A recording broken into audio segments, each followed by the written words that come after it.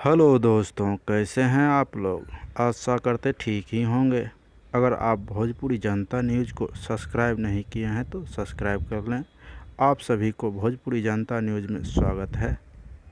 आज हम बात करने वाले हैं पवन सिंह के घातक फिल्म के बारे में।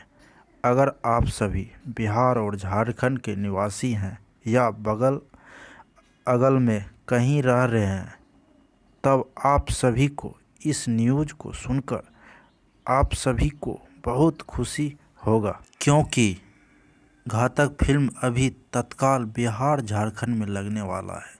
इसके बाद अलग अलग जगहों पर लगेगा। आप सभी कमेंट करके बताइए कि घातक फिल्म को देखने के लिए कितना एक्साइटेड हैं। आज हम बताने वाले हैं कि घातक फिल्म कब रिलीज होने जा रहा है। 18 फरवरी को बिहार और झारखंड के सिनेमाघरों में लगेगा।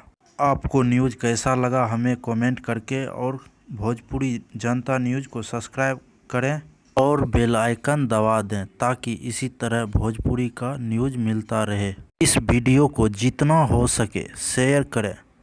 मिलते हैं अगले वीडियो में। जय हिंद।